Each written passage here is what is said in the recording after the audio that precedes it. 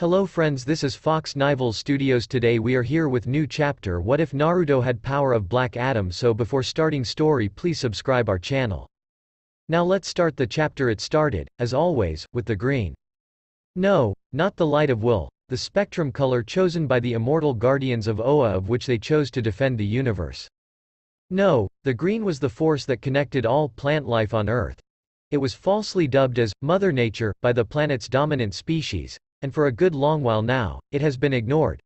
That made it all the more surprising when it, since there really was no gender for a massive source of energy that seemed omniscient, was the first, if not the only, one to notice him, the newcomer. Thus, the Green sent forth one of its few agents, the only chosen agent to date. A creature not wholly man, not wholly flora, but something stuck in between. The Swamp Thing. The loyal agent of the Green ventured from his Louisiana swamps and ventured to the northwest. Swamp Thing ventured to the northern coastline of California. Traveling by subterranean means in order to avoid humans, he made it quickly to the national park filled with skyscraping redwoods, aptly dubbed the Redwood National Park. Swamp Thing emerged in a small clearing, on the edge of a massive crater. Within the center of the crater laid a blond boy. A boy that was clad in possibly the most bizarre orange outfit that Swamp Thing had ever seen on a human. A black band of some sort was wrapped around the boy's head, with a metal plate that had a leaf-like shape carved into it. Three thin lines, almost akin to a fox or cat's whiskers, adorned either side of the youth's face. As he walked into the crater, the Swamp Thing felt a familiar tug in his body, in his soul. He is one of us. One of the Green. Swamp Thing did not argue with the echo of his powers. The boy was beaten, bruised, but still breathing, and with each breath taken, a small amount of nature's energy entered. Swamp Thing knew that the boy was special, not of this planet, but all the same belonged. The Tamaranian being knelt and slipped mossy arms under the boy's knees and back, being careful to not disrupt any unseen injuries.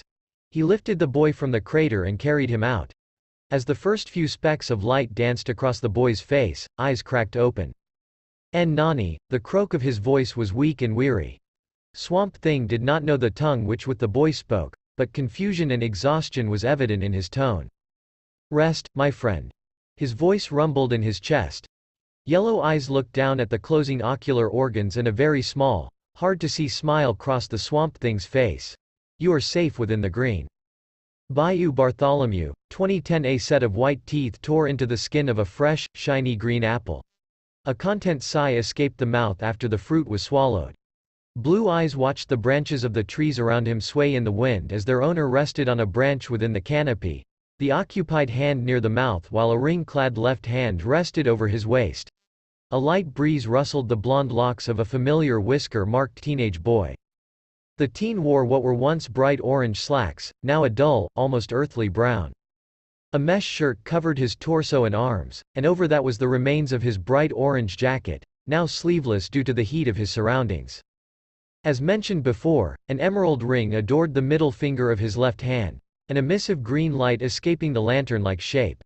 The boy's headband, once proudly tied around his head, now acted as a belt to keep his pants up, and his sandals had been fixed with torn rags. He looked like he lived off the land for quite some time, and frankly, he did. A harsher breeze passed through the air and made the boy's relaxed smile turn into a large frown. Yeah, I hear you. I was just taking a small lunch break. With that, he stood up, tossed the remains of his apple away and leapt from his perch. The teen bounded off of or swung from other branches effortlessly until he finally reached the forest floor. The blonde stretched his arms high above him and stifled a yawn. Now back on full alert after his lunch, the boy made his way to his sensei's chosen protectorate. He traveled through the groves, past the vast amounts of flora and fungi until he reached a dark and damp swamp. The teen stood at the edge of the swamp's waters and folded his arms across his chest. He waited for about 5 minutes before his patience gave way. Oi, sensei. Stop lurking around under there. After his the center of the swamp bubbled until a figure rose from its depths, wading towards the shoreline. Massive, bulky and dripping with the swamp's water, among other things, Swamp Thing towered over the blond boy. The teen's blue eyes blinked dully. That stopped being scary after the 6th time you did it. You are no fun, Naruto Uzumaki. The agent of the Green rumbled sourly to his student. The boy, Naruto, was the same one who he'd found 2 years ago in California. He was apparently from another dimension and had no recollection of what caused his sudden arrival. What he knew was that he'd just defeated a terrorist known as Pain and then passed out after the celebration.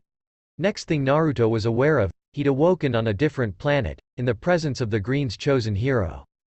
Well, try something new. Like from those films you told me about, Naruto said, rolling his eyes. Swamp Thing stroked his chin thoughtfully. I don't think they'd let me into picture shows. Yeah, no kidding. Naruto smirked and crossed his arms over his chest. You'd stink up the place. Funny, Naruto Uzumaki. Very funny. Swamp Thing huffed. He made to say something more when he paused and turned to his right. Yellow eyes flashed brightly and his scowl became more prominent. Do you feel that? That's why I came to get you in the first place, Naruto said. His blue eyes had become a similar yellow as Swamp Thing's, only they were more toad-like and a line of orange had brushed over the top of his eyelids. Sage Mode, one of his few abilities that he recalled before he awoke in this strange new world. His left hand balled into a fist and the ring on his finger shone brightly.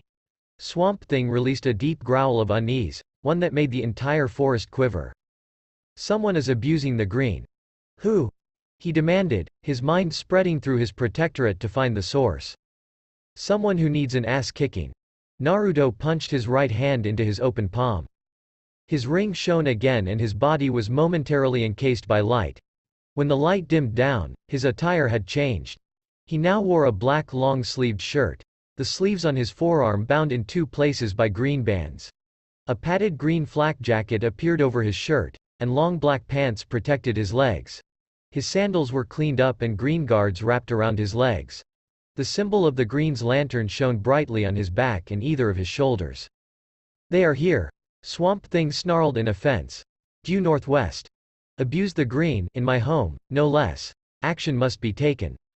Wouldn't have it any other way, Naruto said firmly as a black mask formed over the lower side of his face and a matching headband formed around his head, the green symbol shining proudly in the center of his forehead. His eyelids' highlights, formerly orange, turned to a dark forest green to match the motif.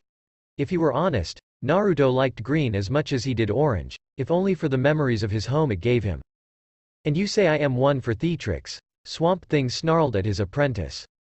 Hey! I make this look good, Naruto said with a smirk as a thin green light outlined his body and he lifted off the ground. For who? The birds. Swamp Thing mocked as he sank into the ground and left without another word. You're just jealous because Kakashi-sensei looks cooler than you, Naruto said, recalling how the Green's agent would brood whenever he brought the kuki, laid back Jonin up. Naruto's eyes grew distant for a moment and he briefly wondered how his former sensei was before he shook it off. There was time to reminisce later. Now, he had to fight for the Green. That is not normal. Naruto mumbled as he came to a stop beside his mentor. Swamp Thing growled in agreement. Before them was a massive plant. If the monstrosity could even be called a plant anymore. That was blended with technology and energies of the mystical sort. It is an abomination, he said lowly as he rose further from the ground. His eyes flared with energy. It must be destroyed. So, what are you going to do? Siphon out whatever is giving it a boost? Naruto asked since Swamp Thing had decades of knowledge about plants, and Naruto only had 2 years under his belt. I'm going to uproot it. Swamp Thing snarled as he charged forward. By force. Works for me. Naruto grinned and made his favorite hand seal. His ring shone brightly as his home dimension's unique energy built up and expanded from him. Taju Kage Bunshin no Jutsu, multiple shadow clone technique. A massive cloud of smoke erupted around him as multiple copies of the Agent of Nature in training were brought forth. The floating green glowing teens numbering in the dozens looked at the original, each granted a limited amount of power by the Green, and awaited their orders. Naruto grinned beneath his mask and pointed at the dome-shaped facility. Alright guys, you know the drill, Naruto said. He couldn't see their faces, but he knew from the gleam in their eyes, they were eagerly anticipating the chaos they were about to unleash. Wreck anything that's not natural. You got it, Oyabun. The clones cheered before they shot down towards the dome. Naruto grinned and prepared to follow them when he caught sight of something that gave him pause. Is that the Justice League? Naruto had only heard about the famed League of Superheroes from his sensei. Some good things, some bad things, But Swamp Thing was like that with everything. Anything that didn't pertain to the green or the other elemental forces was considered unimportant by the Swamp Thing. Though the young green agent in training wondered why they all seemed to be kids roughly around his age. And were fighting a group of nasty-looking guys. Naruto rubbed his chin. He held out his left hand. Help Sensei smash, he held out his right hand. Help group of kids against the ape man. Sensei, group of kids, Sensei, group of kids. Third option. A deep, accent-heavy voice rumbled behind him. Die. What? That's a terrible damn, dude, you're big. Naruto gawked at the muscle-bound guy in black tights with a bright yellow lightning bolt on his chest and a golden sash around his waist. The behemoth grinned sadistically and backhanded him with enough force to send him not only to the ground, but also through several trees. His flight was stopped by some very nice shrubs, which then quickly helped him to his feet. Thanks for the catch. He grunted out and aimed a glare at the large man that floated down to sneer at him. That was a bad idea, knife ears. I fail to see how, boy. The man drawled. He lifted his hands up and tendrils of lightning shot down from the cloudless sky. You now face the power of Black Adam. First of all, I'm 17, jackass. I'm not a boy. Naruto growled. He thrust his left fist out and a massive green fist flew from his ring. The eyes of the man, Black Adam, went wide before he was sent flying into the bayou's forest. And second, you say that like I should give a damn. Naruto looked towards where his sensei had charged to and frowned.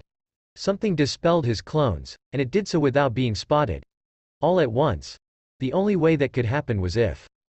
His thoughts derailed as a massive root rose from the ground and wound around him. What the hell? Naruto grit out as the snake-like root crushed him. He felt his stomach flip unpleasantly when he was suddenly pulled closer to the other teenage heroes, each currently under attack from a lightning blast of some sort. His masked chin was grabbed and turned so that he looked through squinted eyes at the one that caught him. It was a woman who, while beautiful in any man's eyes including his own, had unnaturally light green skin. It looked almost like she had chlorophyll instead of blood in her veins. Darker green patches were scattered along her body and a unitard made of vines covered her torso while long red hair trailed down from her scalp. What are you? She asked breathlessly, her green eyes transfixed on his face. Lady, I could ask you the same question. Naruto managed to get out through his gritted teeth. Now, he hadn't seen a girl in 2 years. The life as a hermit student was cruel in that particular regard. So, he was a touch tongue-tied. That, and there was the whole giant root crushing his ribs thing going on. Breathing difficulties made it hard to talk to girls, go figure. Ivy. Naruto tilted his head to see the jackass from before fly back into view. He looked absolutely livid. Good. Naruto loved making great, long-lasting first impressions.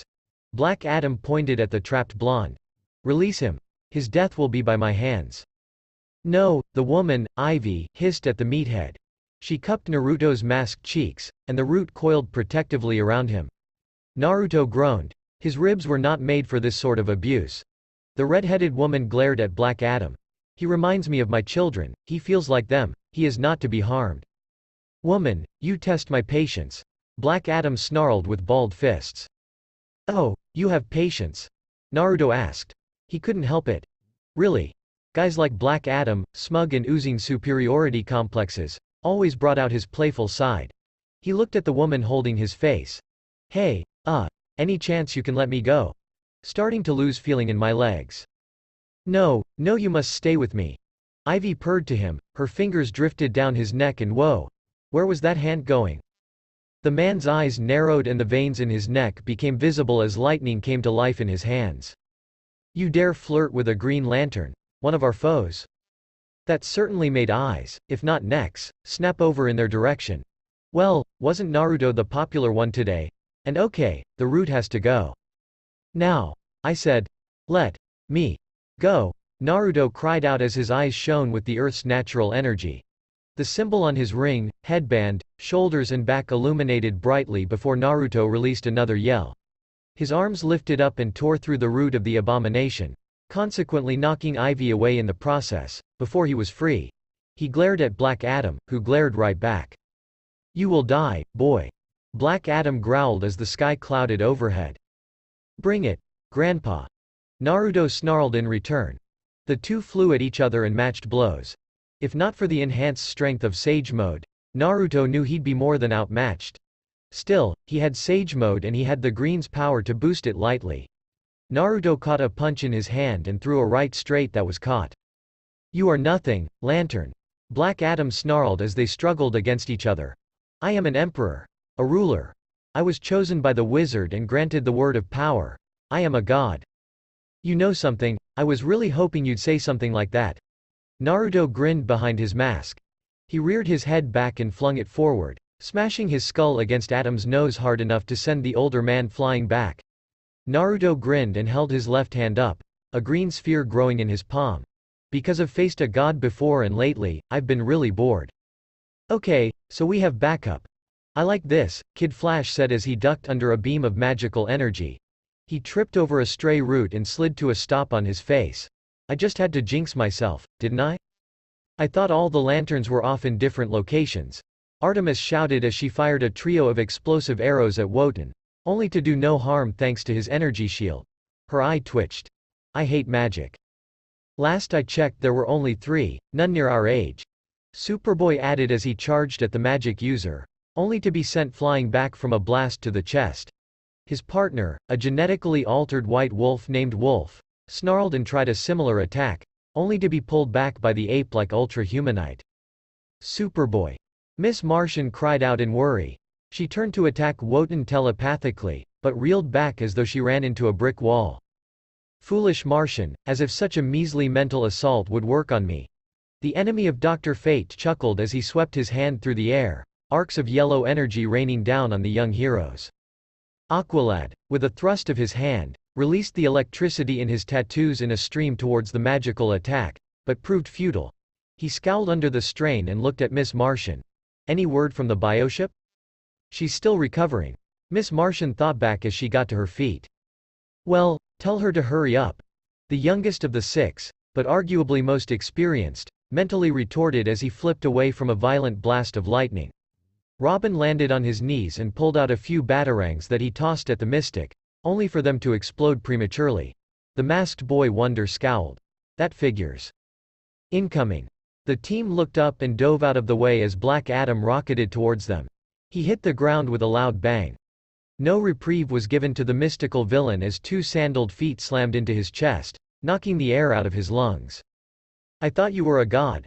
The Green Lantern mocked as he looked down at the villain, possibly grinning behind his mask. "A god of what? Eating dirt?"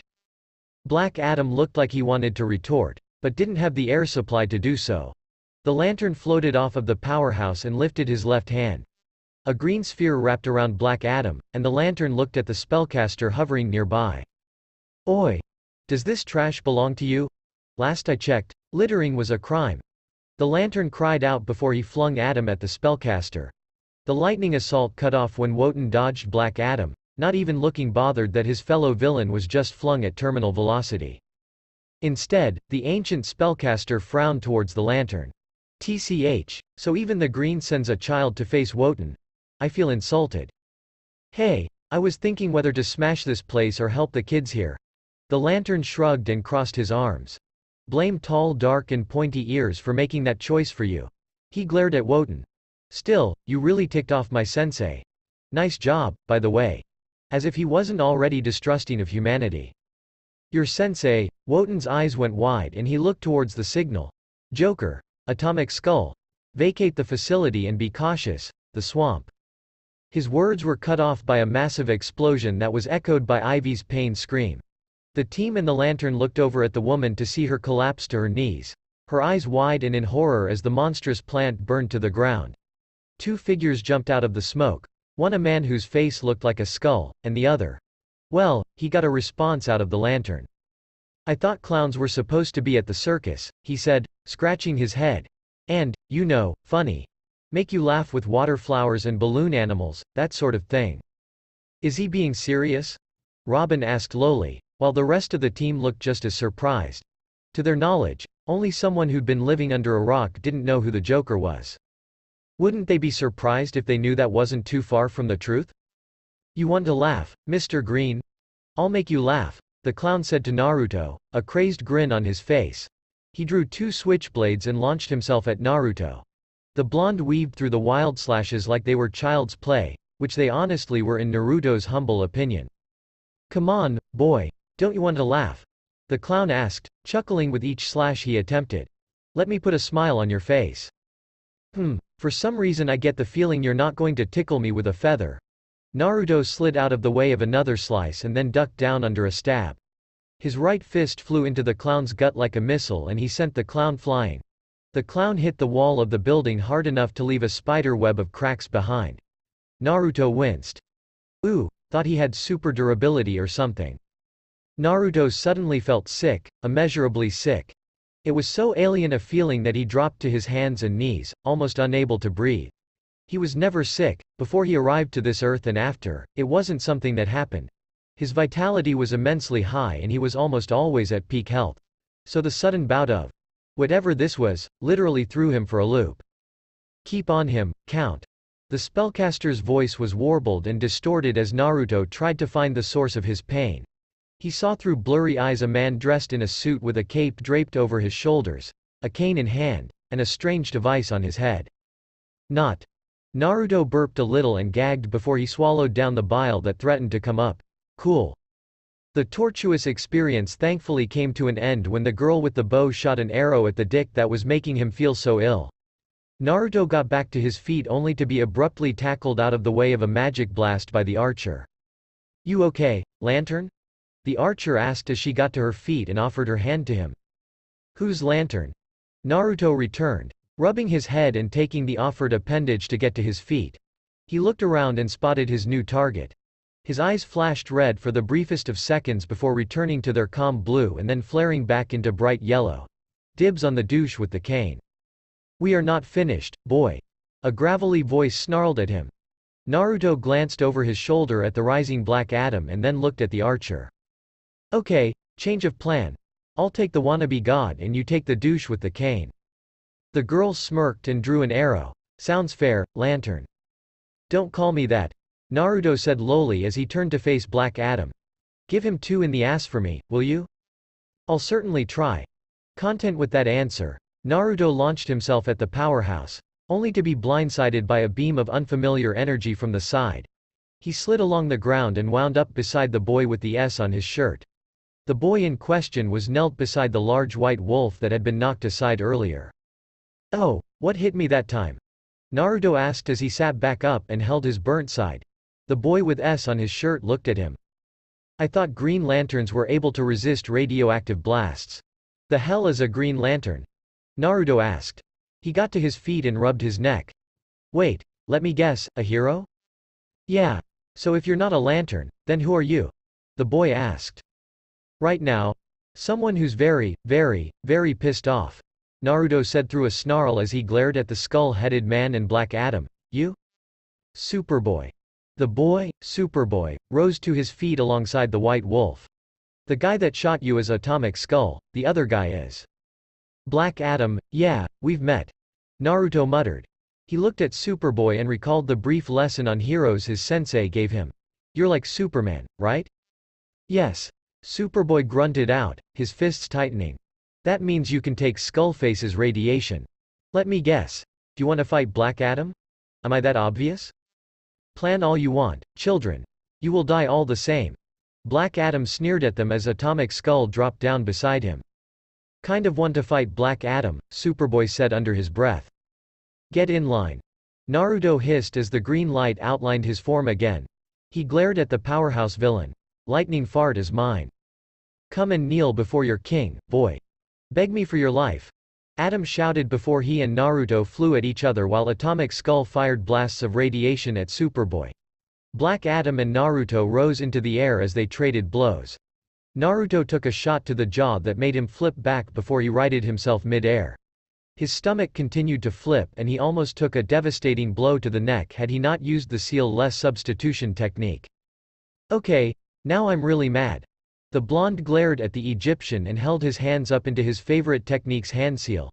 Kage Bunshin no Jutsu. 3 clones popped into existence beside Naruto and he held his hand in front of his body while one clone went to fend off Black Adam.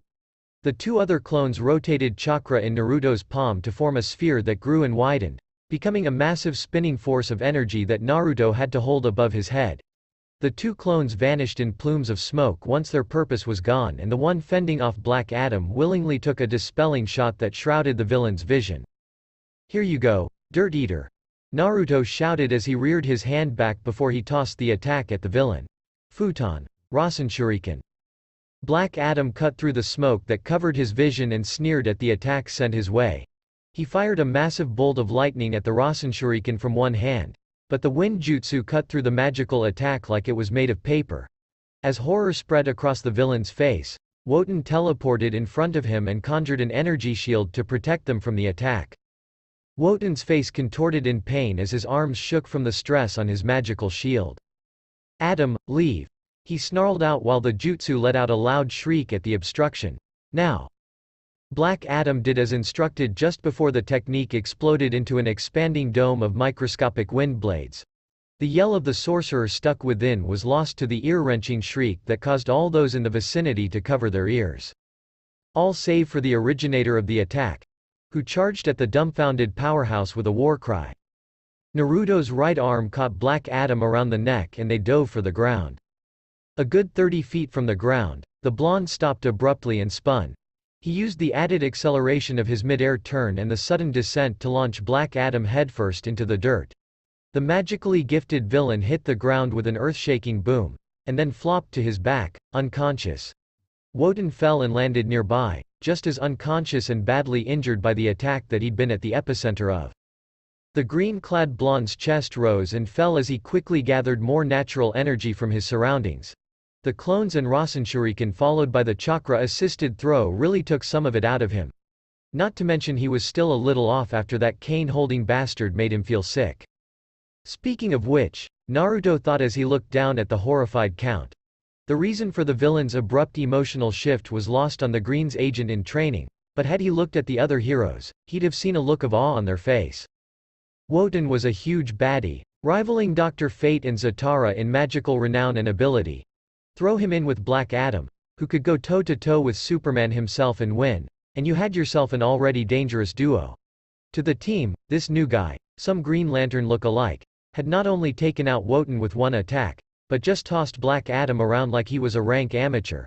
That made their respect for him skyrocket, and the confidence in their chances rose just as fast. "I did not sign up for this," Atomic Skull said, his voice raspy as he held up his hands. "We can still emerge victorious." Count Douche, as Naruto had dubbed him, snapped, "Do not surrender. Surrendering would be your wisest choice of action, my friend." The stern warning came from above, and all eyes looked up. The villains felt dread and anger whereas the team felt relieved and victorious. Naruto just wondered why the heck the dude in blue had his underwear on the outside. He floated down alongside the other guy in green, who gave him an odd look. "I've never seen you on Oa. You new to the Corps?" the masked hero asked as he lowered those incapable of flight to the ground. "No idea what you're talking about. Nice spandex." Naruto smirked behind his mask while the older man frowned at him. "I'm going to have to ask you a few questions about your ring." "I'm going to have to tell you to piss off," Naruto said dryly. The man in green's nostrils flared and he narrowed his eyes. "Listen, you little smart mouth." He was cut off as the man in red with the golden lightning bolt on his chest put a hand on his shoulder. "Hal, I don't think now's the time," he whispered, unaware of the young hero's heightened senses. So the guy's name was Hal, huh? Good to know, Naruto thought. He landed beside the green hero. Seeing as no one present wore orange, he went with the second best option. The other heroes landed around the Injustice League, as the blue dude with his red undies on the outside called them, and the villains immediately surrendered. Well, almost immediately. No. The game's only just start URK. The clown was cut off by a massive green hand of energy slammed into his body and made him collide with the wall once more. "Dude, you lost. Deal with it." Naruto grumbled as he lowered his left hand and looked back at the other heroes and villains. "What? Is something on my face? Did Sensei draw on my face again? I'll kill him." "Are you sure he's not a Green Lantern?" The red-suited lightning bolt man that looked like one of the teens asked the green-clad man. "I'm pretty sure." "Oh. Okay. Was just a little confused was all." You know, by the energy construct of green light. Glad that's cleared up. Flash. Don't be a smartass, the black-caped hero said firmly. He looked at the blue man with his undies on the outside, who nodded and went with a few other heroes, including the green-clad man, to apprehend Black Adam. The man in black turned to Naruto. I don't believe we've met. I'm Batman. That's arguably one of the dumbest names I've ever heard, but whatever. Your life. Naruto shrugged as he crossed his arms over his chest. Dude. What's your casket size? The formerly black now banana-colored suit-clad kid asked. Naruto blinked. Why would this kid want to know his? Oh, it's an earthling innuendo. Well, two can play at this game. I'm not into dudes, kid. Flattered, though. I'm just going to shut up now. The red-faced teen mumbled while the short boy and the red-clad hero, Flash, laughed. The cutie of a green archer whistled, a smirk on her face. Wow, I'm officially impressed. He shut up Kid Flash. Artemis. The banana peel, Kid Flash, hissed. Well, almost. Enough. We need to discuss your performance in this battle. Batman's voice quieted the teens, and Flash, and he looked over at the team. He gave them a brief nod. It was more than satisfactory. While the 6 teens and the genetically altered White Wolf seemed pleased by that, Naruto rolled his eyes. You sound like an academy instructor. He mumbled under his breath. He began to levitate up and away, ignoring the wide eyes of the rest of the league and the kids. Naruto nodded briefly at Superboy before he looked back at Batman. So, everything seems fine here. You have all your crazies rounded up, yeah? Good. Word of advice. Get lost. Sensei doesn't like it when you humans come to his land. Batman's eyes narrowed behind his cowl. And who is your sensei? The young agent in training smiled behind his mask. The man in green looked just as interested as the villain in his green sphere, Ivy, whose eyes he could feel roaming over his body even without looking at her. Gross. Pushing that to the back of his mind, Naruto folded his arms over his chest. Alec Holland. Team, get your things. We need to leave. Batman announced while the other members of the Justice League seemed to freeze at the name and Poison Ivy began to hyperventilate, her eyes darting at each shadow that moved. The younger heroes frowned and shared confused looks with each other, each wondering about the words from their mysterious aide. Before he could leave, Batman spoke to Naruto once more. Who are you? You can call me. Naruto paused and looked away for a moment when he heard a whisper from the green. He looked back at the caped crusader. You can call me, Sage. An object flew up and Naruto caught it with ease in his hand. He arched a brow at the strange device and looked back at Batman. We'll be in touch. The Bat of Gotham muttered lowly before he turned and apprehended the clown. Yeah, sure. Naruto shrugged indifferently and pocketed the device before he shot off towards his home. The green was safe for another day. You want me to what? Naruto asked as he stared at the moss-covered form of his sensei. You are to venture into the world and act as the voice of the green. Swamp Thing instructed as he slowly began to seep into his marsh. Nature needs an active, loud, and annoying voice such as yours out there to tell the world that it is alive. And you're not going because? Naruto asked snidely. I scare children. It is not, as they say, good PR. Naruto grumbled about nature needing politics now. Go. Travel to the gay harbor. Join the heroes and spread the will of the green. Swamp Thing ordered. Naruto did a double take. I'm sorry, you want me to go where? The gay harbor, it is the town I believe the children of heroes reside near. Swamp Thing elaborated. He blinked when his student continued to stare at him. I split consciousness to ensure those of the white had left. The children spoke adamantly about a gay harbor. That explains the kid in the banana suit. Naruto rubbed his chin thoughtfully. He sighed and his ring flashed before he was back in what was now his sage attire. He floated off the ground and frowned at his sensei. All right, fine. I'll go. But I won't like it. I believe you will be pleasantly surprised. Naruto Uzumaki. Swamp Thing smiled at his apprentice's departure. One of the best things to happen to the creature once known as Alec Holland was to meet the newcomer. It reminded him of life with his wife and daughter. The memories made Swamp Thing cringe and he slowly sank back into his marsh, hidden from the world, but there to defend it if needed. As the blonde flew off, he huffed under his breath. I bet they live in an apartment building or something. That sopping, marsh-headed he never told me which way to go. Naruto grumbled under his breath as he hovered above the treetops somewhere in the Appalachian Mountains. At the moment, he was in a conundrum. His sensei let him fly off all awesome like that without telling him where the hell this gay harbor was. A rudimentary direction would have been fine, but no stupid overgrown. A sudden beeping at his waist made Naruto look down at the device he was thrown earlier. Curious, he pulled the device from his waist and flipped it open. He held one end with a picture of headphones carved into it to his ear and spoke into what he believed to be the microphone. "Hello? Sage? Maybe. Who's asking?" Naruto inquired cautiously. "Batman. Oh, Broody Academy instructor. Yeah, it's me. How can I help you?" Naruto asked in a friendly tone. He leaned back and floated in the air, lounged comfortably. It was something he abused often when he and his sensei would train, just to get on the moss-headed agent of the Green's nerves. "I'm locked onto your current location." Naruto blinked and looked around warily before he replied. "Well, that's not disturbing at all. How'd you manage that?" "Follow the instructions on the screen of your communicator and we'll meet." The line cut off abruptly. "And he's just going to ignore me? Rude, but not unexpected from a human. What instructions?" Naruto muttered as he looked around the device before a projected sphere popped up. "Whoa! There they are. Okay, I'm Little Red Dot, I guess." He squinted his eyes, looking at the map curiously as it zoomed into his position. "Huh, where's Gay Harbor? I mean, I see Happy Harbor, but..." A whisper in the back of his mind drew Naruto's attention inward. Once it was finished speaking, he frowned. "Well, that's just stupid. Why use one word but mean a completely different thing? Does everything with these people have to be so difficult?" Naruto asked. He shook his head and followed the coordinates with only a few mistakes on his part. He'd own up to them. Technology wasn't really his thing, so to speak. He arrived over a small mountain near a decently sized forest a few hours after the initial contact. The blonde landed near the mountain and looked over at the woods.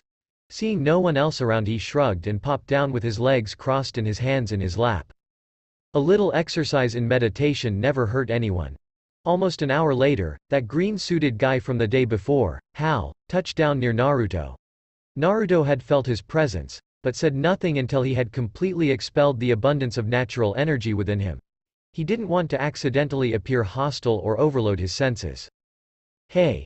Naruto got to his feet and waved one hand in an effort to be friendly. "That broody guy tell you to pick me up or something?" "Something like that." Hal's lip quirked upward. He was covered in a green glow similar to Naruto's and he floated a few feet into the air. "Think you can keep up?" "I think I can try." Naruto grinned back as he followed the man into the air. Despite their terrible first impression, he was starting to like this human. Even if he wore a bit too much spandex for his taste. "We'll see. Your ring may look like mine, but I'm pretty sure it's a cheap knockoff," says the man in spandex. "It's a uniform." Hal stressed the word with a frown as they flew towards the city. Right. And I'm going to give up ramen." Naruto smiled behind his mask. He was so getting under the man's skin. Then again, that was his superpower if he was to listen to his sensei's words. "I wanted to go to the nice little cafe down the block, but Batman wouldn't have it. Sorry kid." Hal waved his hand. "Bat says it was too exposed. Seriously, they have the best cheese fries in the state." "What are cheese fries?" Naruto asked. His brows furrowed in confusion. Hal looked at him in mild disbelief. "Dear God, Swamp Thing really had you under a rock, didn't he?" "I was in a meadow," Naruto sternly corrected. "Which literally had the best napping spot ever. Shikamaru would have been green with envy." "Ha, green. I'm a riot. Sensei doesn't understand my genius," Naruto thought with a chuckle. "We'll try to ease you into society. One major food group at a time," Hal said solemnly. "Okay." Naruto drawled. He looked down and frowned at the city. Cement, hard structures, a good lack of forest. Even Konoha had dirt roads and more foliage around it. It looked so quiet. That's a city," Hal said with an amused chuckle. He followed the younger hero's gaze and kept his smile up for any would-be skywatchers. "Nothing's ever quiet down in one of those." "No, that's not what I meant." Naruto shook his head. "The green. It's practically absent from the area. It's weird to me." "The green?" Hal asked. Looking at the blonde teen in confusion, he looked ahead and frowned. "On second thought, just hold off until we meet back up with bats." "Fair enough." Naruto sighed. So, what's your name, Hal man? The man stopped abruptly and summoned forth a green hand that wrapped around Naruto's body. He pulled the teen close and glared into his eyes. Or, at least, Naruto assumed he was glaring. The mask over his face obscured his eyes quite well. Where did you hear that? Yesterday. When your buddy, Flash, whispered to you, Naruto said dryly. Hal stared at him, searching him for any sign of deceit before he sighed and willed the construct away. A white-gloved hand reached up and pinched his masked nose. Oh, great. You have super hearing, Hal said irritably. Naruto just shrugged. I guess. Not seeing the real issue here. Listen, kid, Sage. I'm going to take a shot in the dark and say that's not your real name, is it? Hal asked. Duh? Naruto arched a brow. Why would I tell any of you my real name? We just met. Hal is my real name. Well, that's stupid. Why would you use your real name in this sort of business? Naruto asked, his arms crossed over his chest. You're a cheeky little bastard, aren't you?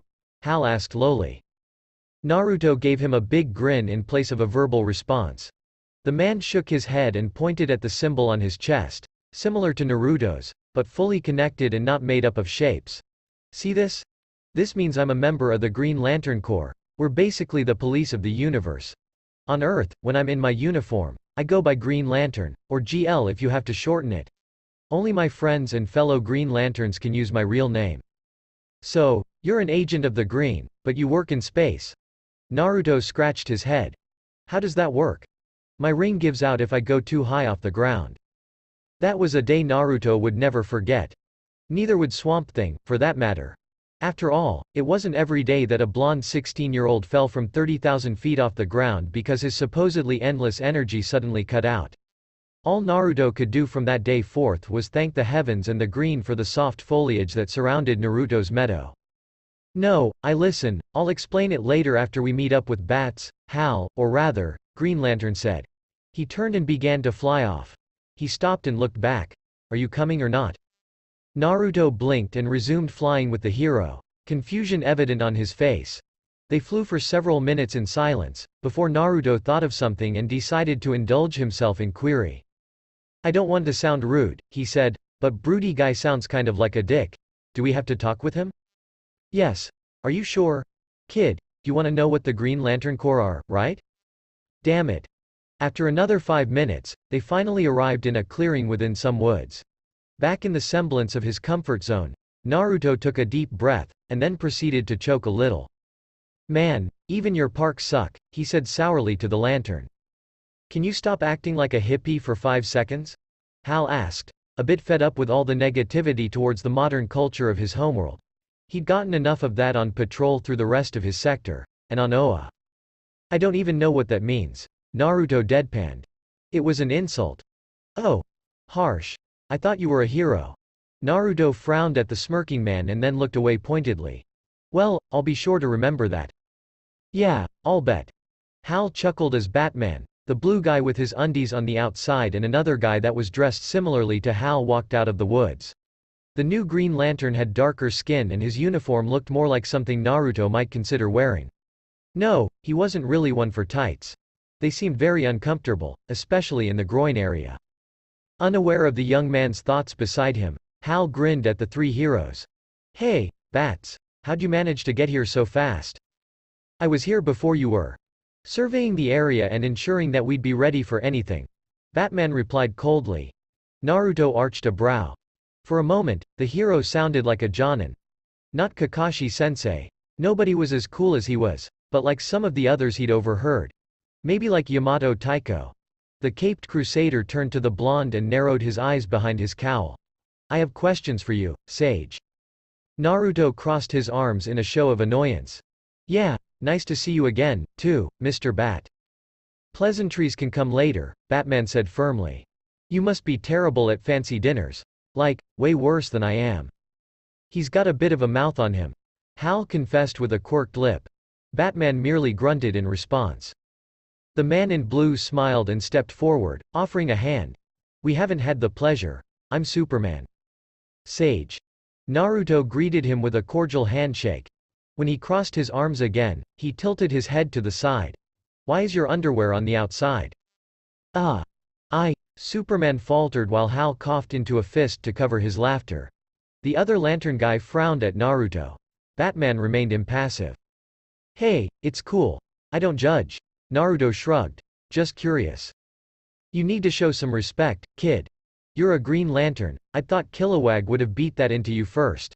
The other Green Lantern stepped forward. I'm not a Green Lantern. He's not a Green Lantern.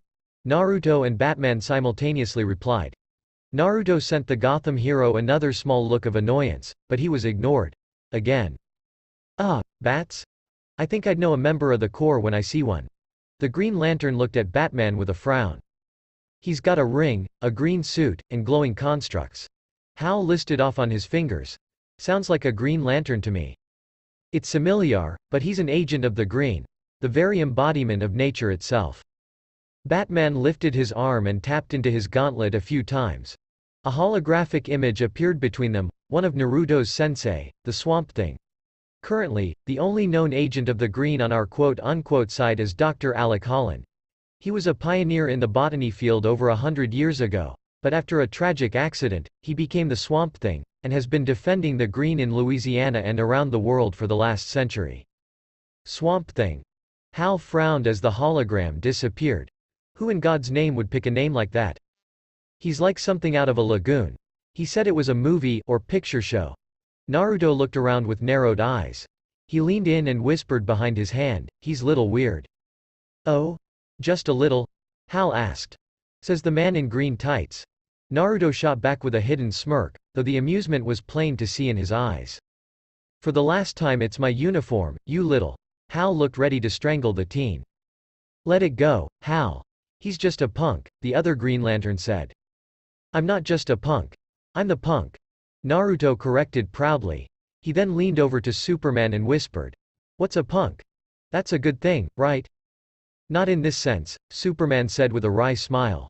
I stand by my claim. Naruto decided. He'd been called a lot of things, and if punk was going to be added to that list, it wasn't the worst. Are you finished? Batman asked. I'm good. Naruto grinned, giving the broody man a thumbs up. You and Flash can never meet. Hal muttered while he rubbed his temples. Well, technically, we already did. Naruto cheekily pointed out. I gotta get out of here before I do something I'll regret. Hal grumbled as he was enveloped in a light green outline before he rose off the ground. Before he left, he pointed at the other lantern. Don't forget to check in on Guy, John. I know a guy. Naruto mused, ignoring the look of confusion that struck the two lanterns. Guy-sensei likes to wear green tights, too. I think you'd all hit it off. On second thought, I'll go check in with Guy, John. You have fun with the kid. Hal decided before he shot off in a streak of green light. Naruto looked up and watched him go before he shrugged. He could only imagine what had bothered the lantern so much. Pushing those thoughts aside, he returned his attention to Batman. Why were you out of Swamp Thing's domain? Batman asked. Naruto arched a brow. We both work for the Green. Our domain is all of nature, so you'll have to be more specific. The bayou in Louisiana. Swamp Thing said I had to come here. Naruto crossed his arms and locked eyes with Batman. Act in the name of the Green, he said. You know, give nature that voice you humans like to ignore. We've gotten better about protecting the environment, Superman interjected. Oh yeah, sure. That's why you have fences around trees, or cut branches down to ensure they don't interfere with power lines, Naruto said with a roll of his eyes. He pointed at the ground they stood on. You think this park is showing the Green that you care? Sorry to break it to you, but it's not. I can hardly hear the Green, it's so quiet. Heck, even the Red has a louder voice, and I'm only connected to that by a technicality. Red? The other Green Lantern, John, asked with narrowed eyes. He uncrossed his arms and stepped forward. You're connected to the Red Lanterns. Lantern. Batman cut in firmly. His cowled eyes narrowed as the lantern stepped back. For the last time, I'm not a Green Lantern or a Red Lantern or a freaking Pink Lantern. Naruto groaned. He rubbed his face.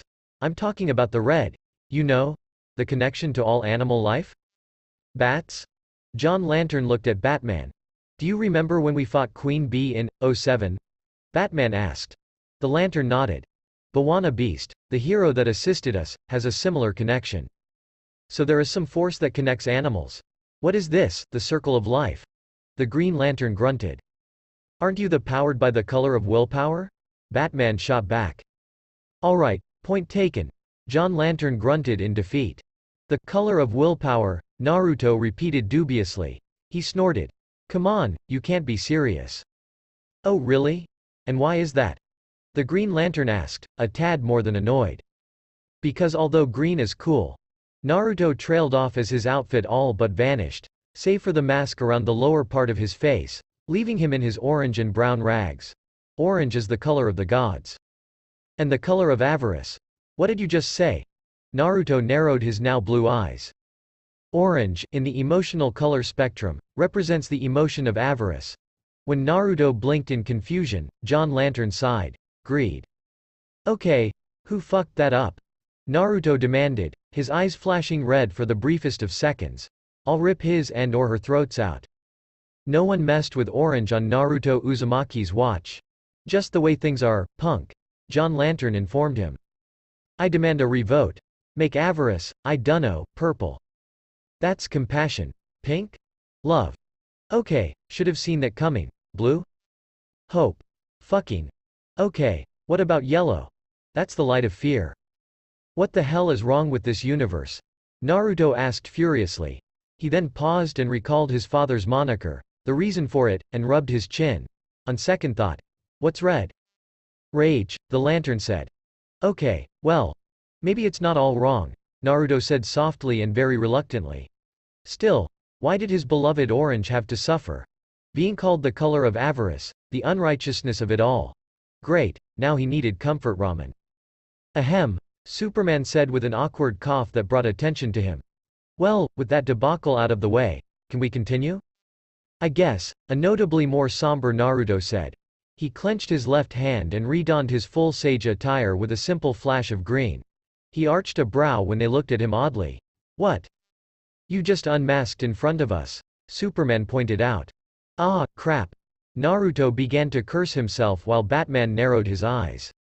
How old are you? The caped crusader asked the blonde. What's it matter to you?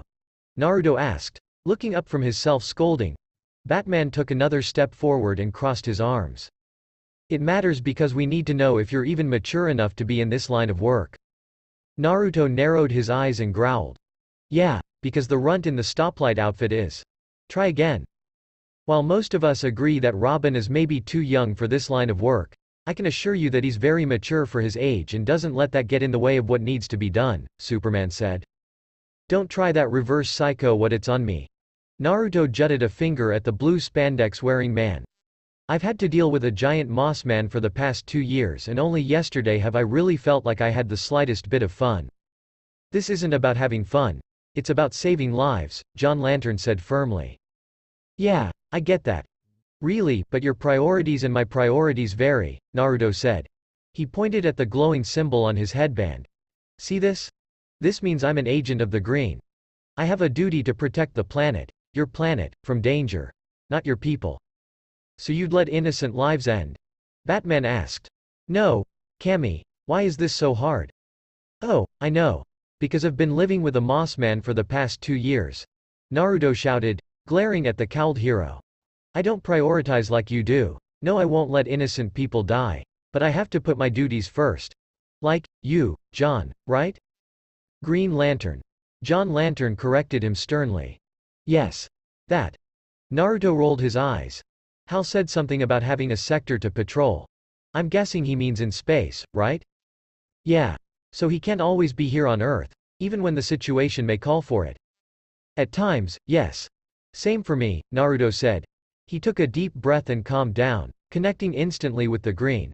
His eyes, now toad yellow, opened and then he gestured to the park. All this land, dedicated to preserving nature, is nothing. Every day, there's thousands of miles of natural habitats that are being destroyed to make way for the surplus of humanity that is ever expanding. That isn't to say that I don't care about humanity. Where I'm from. And that would be. Batman insisted. Naruto glared at him and the air suddenly became thin.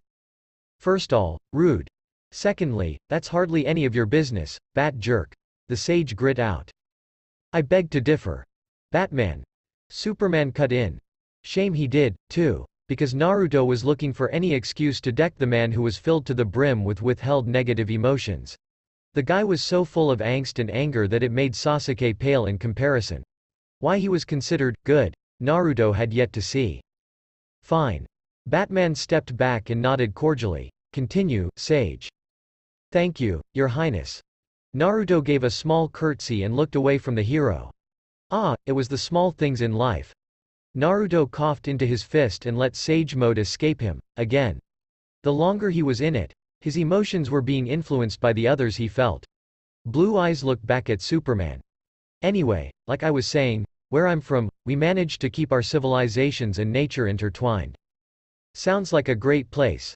Superman smiled. Naruto returned it with a smaller and slightly melancholy one of his own. Though that was thankfully hidden by his mask. Yeah, it wasn't so bad. Nearly died on my first venture out of the village, but… I'm getting off point. Naruto shook his head, missing the looks of bewilderment that crossed the green, John, Lantern's and Superman's faces whereas Batman's eyes merely narrowed before relaxing. Naruto rested his hands behind his back. Point of the matter is, I want to help people. You wanted to talk to me about something, so what was it?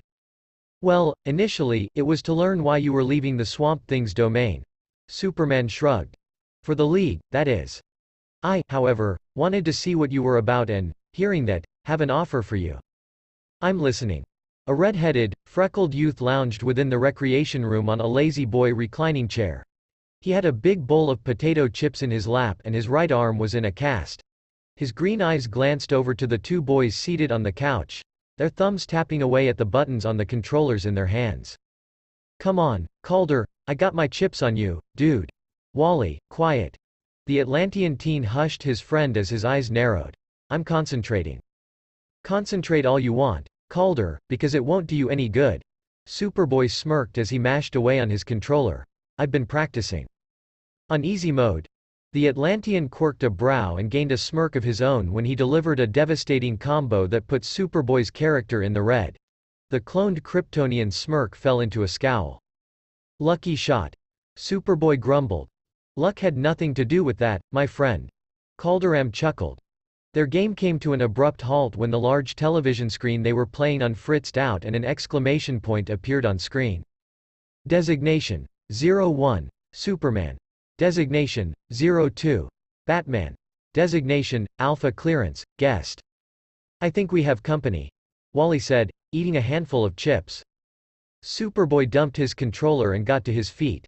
Come on, if both of them are here, you know it's important. Somehow. The three boys met up with the rest of the team on the way to the Zeta tubes.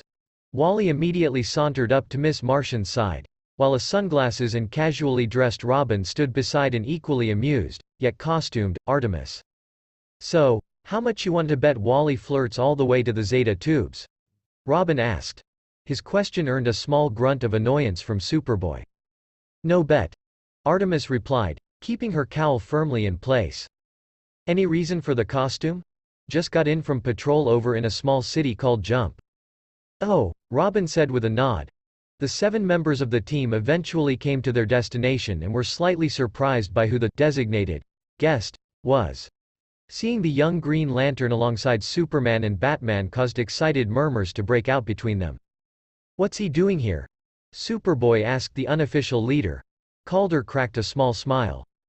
I believe our little clubhouse just got a new member. This is a pretty well-lit cave. Your summer home, Batty? The Lantern asked, smirking at the caped crusader. He's got balls of steel. Wally mumbled. The red-headed hero looked back at the cloned hero. Any relation? Not that I'm aware of. Also, I'm not the only one here with super hearing, Superboy said, slightly annoyed at seeing his father, who evaded him on a regular basis. Wally noticed Superman looking at him with a small smirk. No offense to the Man of Steel, of course. I'm sure they are equally steely. And I am just going to stop talking. I like this new guy already. Artemis grinned at Wally. He makes the wallman fumble. Please, I only fumble when I want to. So all the time? Okay. I'm not that familiar with what counts as a victory in verbal warfare on this planet, but I'm pretty sure that's a point to her, the Lantern said with a laugh as he crossed his arms. Superman shook his head in amusement while both Miss Martian and Superboy perked up at hearing he wasn't from the world. "Oh, who asked you?" The speedster scowled. "No one, but your bruised pride is really easy to see. Really liking this guy. Plus, he's not so bad on the eyes," Artemis said, looking the new guy up and down with half-lidded eyes. The Lantern audibly choked on his tongue and looked away as his face heated up. Thanks? Who was the bruised one, again?" Wally asked, grinning cheekily. "I've been living with a swamp guy for 2 years, cut me some slack." The Lantern frowned behind his mask. "Wow, how did you survive?" Wally asked. "Believe it or not, I have no idea." The Lantern shrugged. "Are you done?" Batman asked dryly. "Yeah, unless they have something else to say, I'm good." "Good." Batman turned his attention to the gathered teens and stepped forward. "Team, listen up. Yesterday, when you faced the Injustice League, this individual and his teacher acted without any request by the League to aid you. From today forth, Sage will be part of your team and will assist you on missions." "Partially." The Lantern, Sage, said pointedly. "I'm also going to be reintegrating myself with society so, yeah, that's a thing." Wally grinned and sped towards the new guy, putting his good arm around Sage's shoulder. "Don't worry, man. We got the best education of modern society you can ask for. A 160-inch, high-definition television with over 1,000 channels. Plus Netflix." "I have no idea what the hell you just said." Sage deadpanned. Wally patted his shoulder consolingly. There, we'll make it all better soon." "When did you break your arm?" Sage asked. He pointed at the cast and arched a brow. "Did you get that when you tripped on that route?" "I think I hate you. We just met. How can you hate me?" "Because you make them smile." Wally glowered at the grinning Artemis and Robin. Sage said with a slow nod. He looked at Superman. "I thought you said these guys were trained?" "I also said they were probably your age," Superman said with a small smirk. "I believe that's a point to you, Underoos," Sage deadpanned. "Okay, hold up. You know what Underoos are but not what an high-def television is?" Wally asked. He distanced himself from the newcomer and looked at the blonde teen strangely. "What planet are you from?" "Well, we called it Earth, but since that's not here, I'm guessing there's another self-named Earth out there," Sage muttered. "So, what, you're from Earth too?" Wally asked with a snort of disbelief. "Let's not get into that." Superman objected after he and Batman shared a quick look. One that was not missed by Superboy. The Man of Steel coughed into his fist and smiled at Sage. "It's been nice meeting you, Sage, and I hope you settle in well." "Sure. Nice meeting you, too, Superman." Sage nodded and shook hands with the Man of Steel. The green-clad teen then looked at Batman and gave a brief nod, getting one in return. "Choose a room to settle in. You'll be evaluated tomorrow on skills by the team's Mother of the Week," Batman informed. The 2 members of the Justice League walked back into the Zeta tubes, their departure announced by the computer. Finally. Sage sighed as soon as they were gone and held his ring-bearing hand up. A flash of green light later and Sage was back to what could be called civilian clothes. A whiskered face beamed a smile at the dumbfounded teens and Sage gave a small wave. "Now that they're gone, I can chill. Name's Naruto Uzumaki. How's it going?" Good to know, I guess." "Why didn't you say anything in front of Superman or Batman?" Wally asked. "Because I don't trust Batman," Naruto admitted while he rubbed the back of his head sheepishly. "The guy's making every emo sense I have go off. Nearly as bad as or worse than this guy the first no. You know he's got the whole mountain bugged, right?" Robin asked, grinning. "And I should care about insects. Why? Balls of nth metal," Robin awed. "I think he is unfamiliar with our terminology, Robin," Calder said with a hand on the younger boy's shoulder. He stepped forward and offered his hand. "Calderam, otherwise known as Aqualad, but my friends call me Calder." Naruto took the offered hand and shook it with a grin. "Nice to meet you, Cal. What did you mean by technology? Like, a computer or radio or something?" "How familiar are you with nanotech?" Robin asked. He put a thumb on his chest. "Robin, by the way." "Batman won't let him reveal his identity," Wally said with a snicker. "Shut up, Wallace." Robin smirked. Dude. And filing that away for future prank notice," Naruto said with a grin as he shook Robin's hand. Putting his hands in his pockets, he shrugged. I'll flat out admit it and just say I know diddly squat. Well, I think we should introduce you to the internet. The boy wonder grinned broadly. Why do we need to get into a net? Naruto asked. He blinked and looked over at the two females when the girls snickered. What? Was it something I said? Okay, yeah, I'm so staying over tonight, Artemis said. She pulled her mask off and smiled at the newcomer. Artemis. I'm the team's Archer and Green Arrow's niece. Nice to meet you. Naruto smiled back and took her hand. As they shook hands, he blinked and leaned in to get a better look at her eyes. Wow, you got really pretty eyes. Forest green, good color. Ha, Artemis smirked and gave Wally a look. Not even 5 minutes here and he already can hit on a girl better than you. I wasn't, not that you're not pretty but I was just, What I want to say is I think I'm just going to stop talking now. Naruto laughed nervously as his face heated up. Why was he stuck in the woods for years with his antisocial, mostly anti-human, teacher? Talking to pretty girls was never this difficult. PSH, nah, that's like a 5, or a 6 out of 10 flirt at best, Wally said with a scoff. I'm with Artemis. Way better than your moves, dude. Robin nodded with crossed arms. Calder rubbed his neck while Superboy nodded in agreement. You guys are the worst friends. Wally deadpanned. Artemis' smirk turned into a wide grin. Well, I think he's kinda cute. He's got a real down-to-earth vibe to him. Hey, I see what you did there, Naruto said with a laugh. He focused on the joke to ignore the embarrassment that came from being complimented. Yeah, and simple enough too. Wally huffed. Naruto narrowed his eyes at the teen. I'll remember that, banana peel. He muttered while he crossed his arms over his chest. He tilted his head. I think I hear water trickling. That's probably Wolf, Superboy said as he came forward. The two shook hands and Superboy cracked a small grin. So, Green Lantern, huh? For the love of, why does everyone keep thinking I'm like Hal? Naruto wondered with a groan. He rubbed his face. I'll explain it later. Superboy. The clone introduced himself. He nodded over at the last member of the team when she floated over to land beside her secret boyfriend. And this is Miss Martian. Actually, my name is Megan, but you can call me Megan. Megan smiled and took the offered hand. Okay, I have to ask.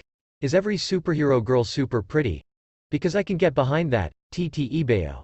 Naruto grinned as he shook Megan's hand. He noticed Superboy's eyes narrow slightly and his smile wiped into a frown.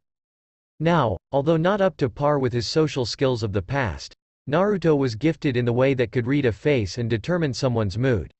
Something super important to have when a former teammate communicated in grunts, scowls, smirks, and sneers. So, he could tell that. Not that I'm hitting on you or something. Not that you shouldn't get it. But God, it was so much easier talking to trees.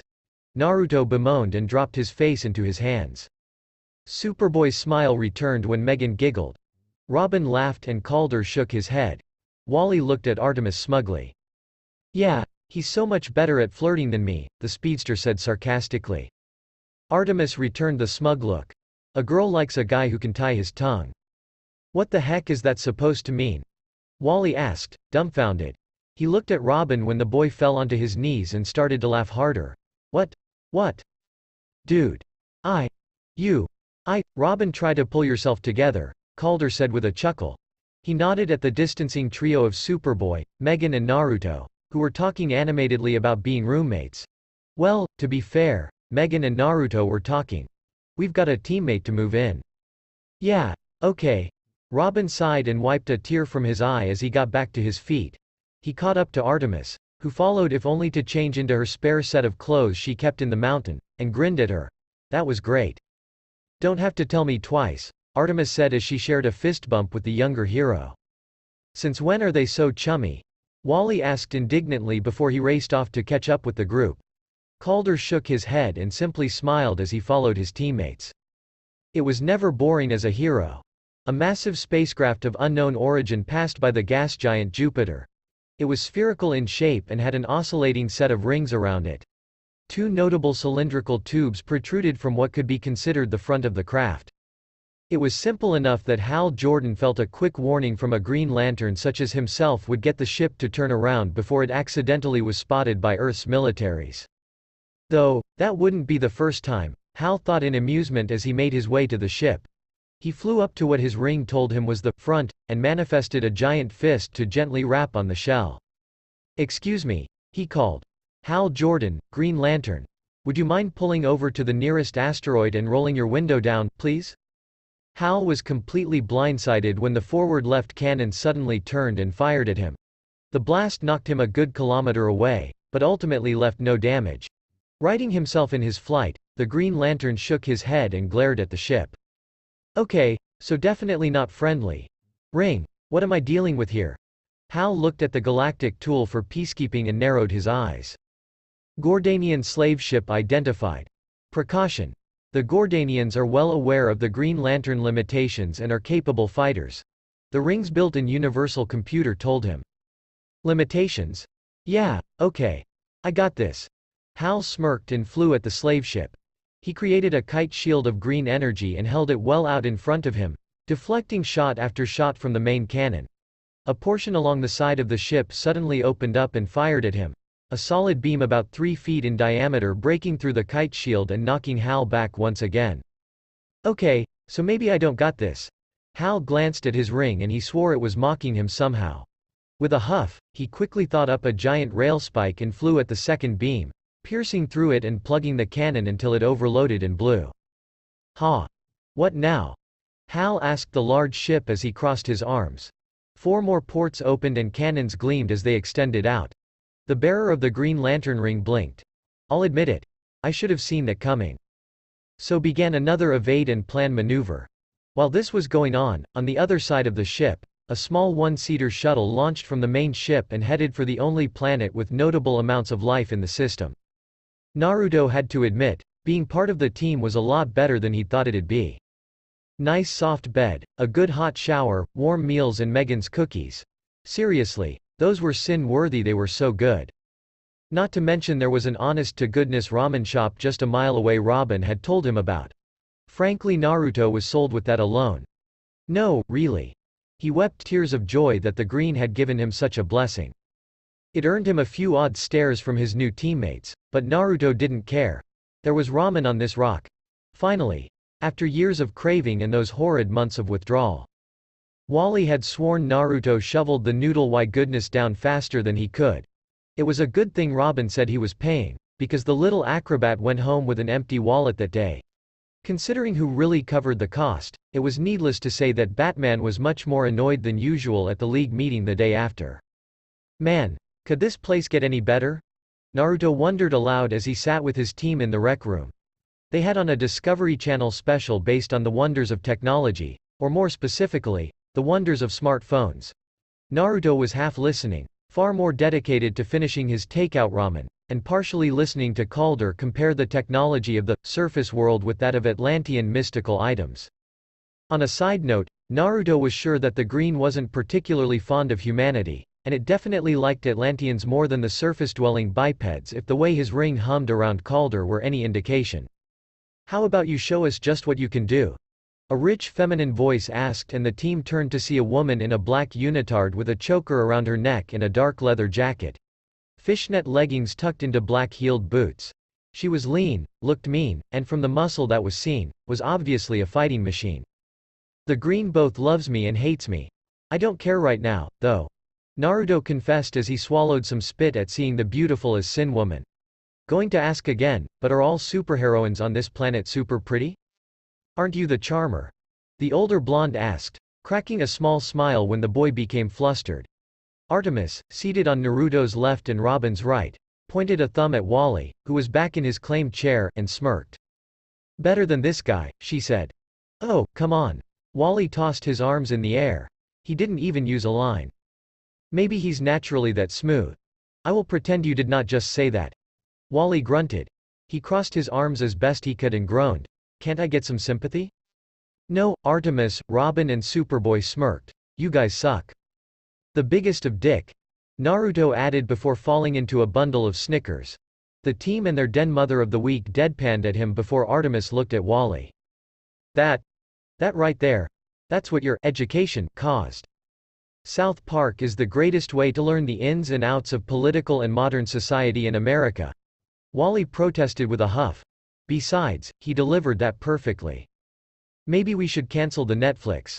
Calder muttered. Superboy looked at him in horror. If they did that, how would the Boy of Steel finish soap? The blonde woman shook her head and crossed her arms. Calder, please turn the television off. Team, get dressed and meet me and the new guy in the training room. Yes ma'am. Calder said, taking the remote from the side table and powering down the entertainment screen. Training? Naruto asked. His ears perked up instantly. His bowl was set aside and he was standing in front of the woman faster than even Kid Flash thought he could move. Naruto grinned. When do we start? Now that's a good attitude to have. Hope it's still there after a few rounds, the woman said with a smirk. Black Canary, by the way. Sage. Naruto returned as he began to follow her to the training room. He suited up in a flash of light, all the while animatedly asking what they were going to learn, how long they were going to train, how often they could train, and so on. He was rather eager. Megan giggled. Well, with Black Canary teaching, who wouldn't be? Am I right? Wally asked as he waggled his brows and gained a shameless grin on his face. Didn't you get flipped over faster than you could spell your name? Robin asked as he followed Superboy and Miss Martian out to the training deck while Artemis and Calder headed for their rooms. Dude. Really, Wallman? Don't you have any shame? Artemis asked. I don't know, Miss Tongue-Tied, do you? How long did it take you to figure it out? I don't have to answer you. Wally grumbled as he followed Robin, since his injury prevented him from taking part. Artemis laughed as she ducked around the corner and Robin snickered. That long, huh? The boy wonder asked his friend. Let's just watch the new guy get his butt handed to him. Wally said, cradling his bowl of popcorn and plopping down in a seat nearby. Megan's clothes shifted into her work uniform and she stood beside Superboy on the sidelines. So, rules? Naruto cocked his head to the side while he loosened up his arms. No flashy bling. Black Canary said, pointing a finger towards his ring. Naruto shrugged and powered down, losing his costume. Canary shook her head when the boy took his ring off. No, I meant no using your powers, I didn't say not to fight in uniform. Oh, well, if it's just a spar I don't think it matters. Naruto flashed her a big grin. It's all fun, right? Did he just say fun? Robin asked. Wally grinned and popped a handful of his snack into his mouth. Yep. The speedster chirped around a full mouth. He swallowed and pumped his fist in the air. Go Sage, get your butt whipped. What's he talking about? Naruto asked, looking at Wally when the counter went off and the floor illuminated. A kick flew at his head and Naruto was nearly hit by it if not for his training. He backpedaled away and blocked the strikes thrown his way. A grin was soon across the ex-nomad's face. So you specialize in taijutsu? That's cool. I know a few guys like that. They were real tough, if not a few screws loose. Naruto blocked a kick to his ribs, and whipped his arm forward with his frog kata. Sure, he wasn't using Sage mode, but that didn't mean the moves weren't effective. Then again, he was sort of used to leaving a mark even with a miss. Like he just did. Interesting, you fully intended to miss. Black Canary noted as she spun her hips and brought her other leg up to get a blow across Naruto's head. The whiskered blonde was knocked off his feet, but recovered with a handspring to his feet. He hopped back, his body loose and ready to spring at the drop of a pin. His grin was still plastered on his face, showing that her kick didn't faze him in the slightest. That style is pretty fluid. Black Canary mused and brought her arms up to block and counter a punch. You seem very comfortable with it, too. How long have you been practicing it? Naruto hummed as they circled the ring, both ignorant of the wide-eyed teens watching them. Almost 3 years, I think. Give or take a month. Not bad, Black Canary said. She dropped down and swept the blonde off of his feet. Again, he kipped back up in record time, doing so in a roll to get back to his feet. She smirked. Not invincible, but it's not bad. Hey, I'm going to have to pay you back for that one, TT Ibeo. Naruto squinted his eyes and grinned in a foxy fashion. Besides, its true strength is hidden because I'm holding back. Really? Black Canary asked, arching a brow and her smirk widening. I thought it was odd. Your forced miss at the start and your recovery time didn't match up to anything I've seen before. You were getting up faster than what you dealt out. Ah. Naruto sheepishly laughed. He straightened up and rubbed the back of his neck. You caught me. That style was designed for, a particular power of mine. I guess we'll just have to see it. The blonde bombshell smiled. Let's see this power. Are you sure? Naruto asked. I thought you said no powers? Does it activate with your ring? Not really, kind of, it's complicated. Does it manifest as a weapon? No, Naruto answered firmly. Then go for it. Black Canary offered. Okay, just remember you told me to, Naruto said and inhaled deeply. He clapped his hands together and exhaled. This is Sage Mode. Did he just name his? Wally's question was cut off as a sudden tension that filled the air. The weight that fell down on the room made the other members of the team straighten up and focus. Shish. Robin hushed his friend, his eyes watching the newest member of the team intently from behind his sunglasses. Canary adjusted her stance, her face stern as she became very serious. With his eyes still shut, Naruto bolted forward like a cannonball, leaping into the air and swung his arm downward for a chop. Black Canary evaded and was successful, or so she thought.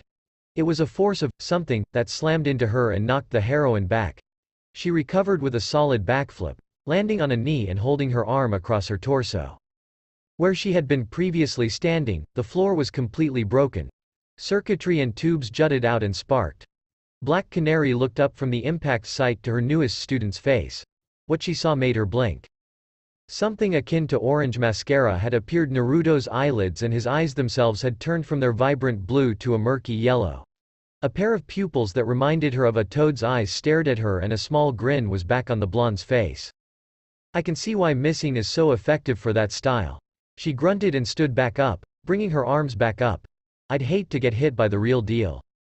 Naruto scratched his whiskered cheek.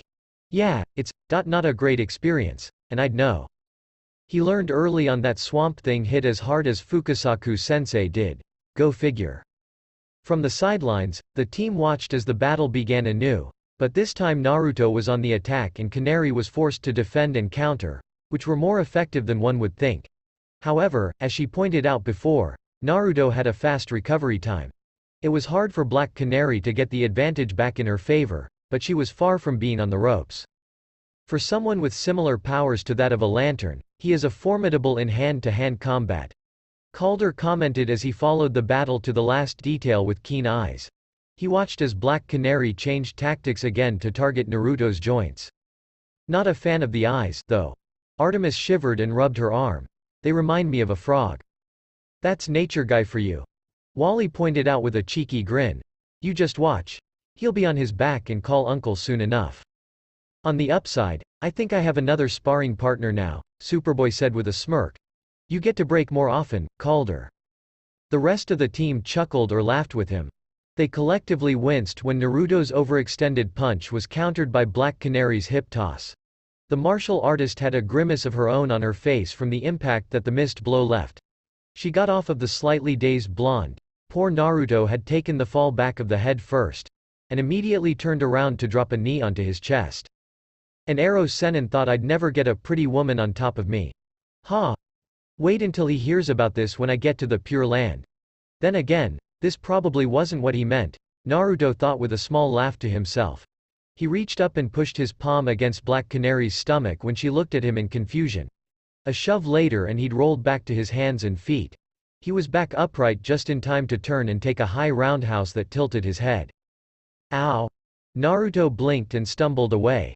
He put a hand to his ear and when he pulled it back, stared at the blood that came from it in bewilderment. Looking for an answer, his gaze went to his sparring partner, who panted and grinned at him.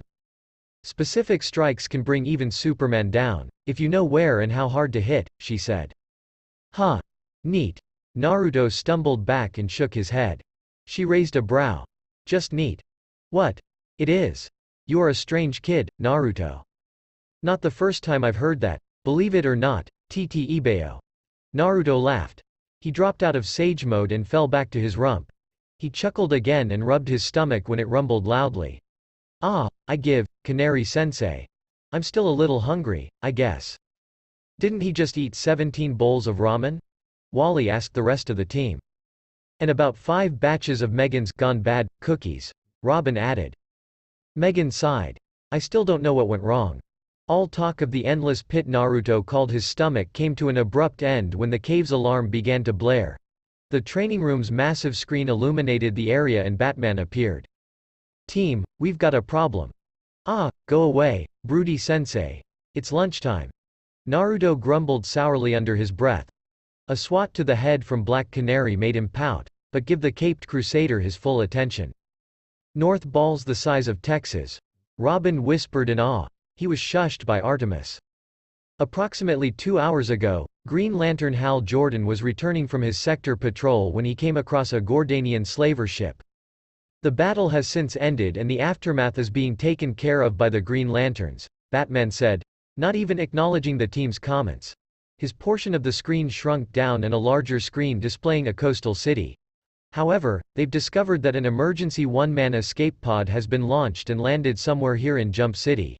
Your mission is to find it and subdue whoever or whatever occupied it. Understood, Batman.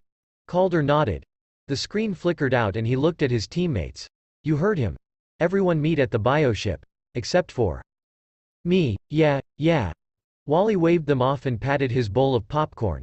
I'll be fine, guys. Really. Just don't have too much fun kicking butt without me. But, aren't you a runner? Naruto asked after he manifested his mask to cover his face. Wally stared at him and the green-clad hero shook his head. Never mind, forget I said anything. Done and done. Later newbie. Have fun. Wally grinned as he zipped off towards the rec room. Why do I get the feeling he doesn't want me to have fun? Naruto muttered with furrowed brows. Just come on, rookie. Robin chuckled as he and the others made their way to the bioship. Naruto floated after them and landed beside the youngest of the team with his arms crossed. Okay, I've been at this longer than you, kid. I even passed the academy back home. Sure, it was by a technicality, but it still counts. Naruto huffed firmly at the masked boy. You have a hero academy on your homeworld? Robin asked. The rest of the team looked back at Naruto, equally curious. The agent of the Green shrugged. Yeah, I guess you could call it something like that. We can discuss Sage's education later. Right now, we have a mission. Miss Martian, be prepared to link us up when we arrive on site. Sage, how familiar are you with telepathy? Calder asked as he went into mission mode. Naruto blinked, momentarily taken aback by the abrupt change in Calder's demeanor, before he answered. That's mind reading, right? A friend back home's family had focused on that, only it was an extreme. Naruto mused. Calder nodded in acceptance at the answer and then began to give the rest of the team their instructions. Naruto's mouth fell into a frown behind his mask while he sat down in the bioship as his thoughts went to the Yamanaka clan and then the village as a whole. His eyes stared off longingly at the sky as the ship took off. I don't even remember what happened after I kicked Pain's ass. Was Ba-chan okay? Did anyone else die? Who was laid to rest? These and similar thoughts like them ran through Naruto's head. He ignored the others for most of the flight. Up until a sharp nudge from Robin pulled him from his thoughts. Naruto looked up. What's up? We're 15 minutes out. You can fly, right? Robin asked. Naruto nodded. Limited flight, so I can't go that high off of the ground, but high enough to get where I need to go. And you can create duplicates, Calder said. He rubbed his chin in thought. How many can you make? How many do you want? Naruto asked after got up from his seat. The way that the safety strap automatically released and sank back into the chair was still a little unnerving, even though he'd managed to get over his initial surprise the first time. 100? Calder asked. Naruto snorted and made his way over to the hole that appeared in the center of the bioship. If that's all, I won't even break a sweat.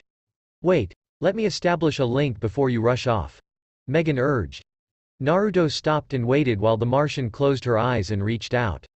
What felt like a strange tickle on the back of his skull made Naruto scratch his head. Are there bugs in here? I feel like I just got bit by something, Naruto mused. That was the mental link being established. Megan's voice echoed. Naruto gave the green-skinned girl a bewildered look before he looked back at the hole. Weird. You can think your words now. Calder's voice reverberated throughout the blonde's head. I'm a very vocal person. Naruto grinned and gave the team leader a thumbs up. I'll meet you down there, my clones, and I will sweep the city. Naruto, just think. It's better for the team. Fine. Tell you I'm a vocal person, but you tell me to shut up. Why does everyone tell me to shut up? It's like they don't like the sound of my voice or something. At least, I know Sakura-chan didn't at first. But it grew on her, I think. Naruto's rambling continued even after he jumped out of the bioship. He descended a good 10,000 feet before he connected fully with the green and ascended to fly alongside the Martian spacecraft. After he'd given his new teammates a cheeky wave, Naruto crossed his index and middle fingers in front of him. Here we go. Taju Kage Bunshin no Jutsu. A massive cloud of smoke engulfed both the flying blonde and the bioship. A second later and the bioship passed through the cloud. The team stared in shock at the dozens of green-clad teens that surrounded them. "Alright, guys. We're off. Give us a holler if you need a hand." Naruto's thoughts echoed in the 5 teens' minds before the one that they presumed to be the original turned to his clones. First one to find the spaceship gets a bowl of ramen. Yada. The swarm of blonde teens cried out before they shot off in streams of green towards Jump City. Who needs the internet when you can have your own personal ocean of blondes? Artemis. Megan gasped while the rest of the team turned to their resident archer. The young girl snapped her head around to meet their gazes and immediately flushed. No one tells Wally about this. Artemis thought as she turned to look out the window, avoiding her team's looks and trying to will the blood out of her cheeks. The life of a Kage Bunshin was normally not a long one. Usually, when they were given life, it was for a brief time and for a mediocre task, such as doing laundry, or stirring noodles, or even to be used as a quick substitution. However, now that they were being used for a city-wide search for an escape pod and a rogue alien, the clones would be given time to develop their own thoughts on the matter. Luckily for the team, they were not connected via telepathy to Naruto's clones. Each clone, while a portion of the original's chakra, was very much capable of their own thoughts, feelings and decisions. So while they were forced to listen to Naruto's constant stream of never-ending thoughts on what type of ramen he was going to make for himself, they were saved from suffering at the same thoughts 99 duplicates had. Note that one duplicate had managed to not focus entirely on ramen. This one clone was thinking about one thing and one thing only. Just how much food can this kid put away? The Naruto clone wondered as he watched his quarry pig out on a meal she snatched from a fancy restaurant. The girl was human-like in appearance, that much was certain, but even that was a stretch. Her skin was almost orange and her hair was a fiery mane that reached well below her waist. Emissive emerald eyes were closed as sounds of bliss escaped the young alien's throat. A purple armored suit adorned with dark gems covered her body. The clone would have immediately called in the Discover if not for one thing. The alien looked like a prepubescent teenage girl, a year or so younger than Robin was. Man, I really need to dispel and tell Oyabun. But I just can't look away, the clone thought. He rubbed his chin. However, Oyabun needs to know. Kluergen Mersha Gork. Bleeger Forgenst. What the hell was O? The clone blinked as the alien girl suddenly flew up to float across from him. Her hands gained glowing green spheres around them and the clone paled when her eyes narrowed. Oh no. Hey, guys. I think I found her. Naruto thought. He rubbed his forehead and grimaced behind his mask. Or my dead clone did. Oh my god, did it really die? Artemis asked him. Don't worry about it. They disappear into a big puff of smoke and their memories transfer to me. Naruto thought as he casually brushed off the topic of the possible traumatic memories he could have suffered from. It wasn't a topic he liked to think about. Anyway, our target from the escape pod is a little alien girl with orange skin, green eyes, long red hair, and purple clothes.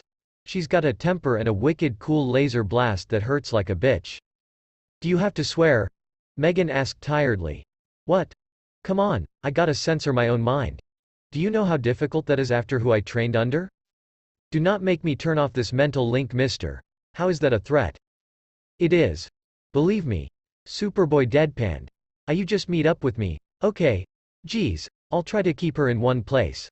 Naruto thought before he shot off towards where his clone was killed while the rest of his clones dispelled in small bunches at a time. Some on their own, others who tried to keep the girl in place. Naruto grimaced. Ow. Hey, guys. Be aware that she does not fight fair and aims low. The blonde watched as the alien girl wrecked a giant yellow truck in her attempt to squish one of his clones. A Hummer he believed it was called. The green seemed pleased by her actions if the whispers that he alone heard was anything to go by. Well, she can't be all bad. Naruto mused as he put his hands on his hips and drifted down after his last clone bit the dust. He landed and whistled sharply to get the alien girl's attention. When she whirled around to glare at him, he cracked a friendly grin behind his mask. His eyes closed as Kakashi-sensei's did not so long ago, and he lifted a hand in greeting. Yo! Finbar! The remains of the Hummer were thrown his way and Naruto manifested a large green hand to catch it. Now that wasn't very nice, he said to the wide-eyed alien. The girl gave him a closer look and focused intently on the symbol on his headband. She pointed at it and gained an elated smile. Gurren Lagann. Naruto blinked and pointed at himself. No, my name is Sage. Say age. Gurren Lagann, Blorgmadish, Coriander, Granic Tamarin. The girl said, putting a hand on her chest. Tamarin? Naruto asked and she nodded furiously. The blonde held his hand out. Hello, Tamarin. Nice to meet you. Welcome to Earth. The girl stared at his hand and then shook her head. She began to chatter again in her language and Naruto sighed. Why is it always him? The rest of the team had arrived and came upon the sight of Naruto nodding to the animated young alien. It seems Sage is quite the diplomat, Calder said as he and the rest walked over to join their newest member. The young alien turned to see the team and snarled, her hands gaining their green spheres. Hey! Sage got in between them and frowned down at the young girl. They're my friends and on our side, no blasting. The glow dimmed, but she continued to look at them suspiciously. Naruto sighed and looked back at the others. Thank God you guys showed up. I have literally no idea what she's been saying for the past 10 minutes, he said. We assumed you were conversing with her, Calder said. That would be like trying to talk to a dog. Naruto deadpanned. He tilted his head. Then again, there was the Inuzuka clan. Who? Superboy asked. Nothing. Anyone have any ideas on how to break the language barrier? The green hero asked. I could read her mind. Megan offered, but winced. Oh wait, I probably shouldn't. Privacy and permission. Calder gave her a gentle smile and put a hand on her shoulder. I believe we can bend that rule this time, Miss Martian. It's for a good cause. Are you sure? Yes, please. Naruto interlaced his hands in front of him. The green Martian nodded and closed her eyes. The young alien jumped and went on full alert, ready to blast them all until she slowly calmed down. She's scared, Megan said after a long moment. The Martian furrowed her brows and focused further. She managed to escape the slaver ship out of a lot of luck. She and her sister were on it. The Gordanians experimented on them. Her planet, Tamarin, was taken over by a dark force. She's blocking it, but from what I can see, she's got nowhere to go. Megan opened her eyes and looked at the younger alien girl sadly.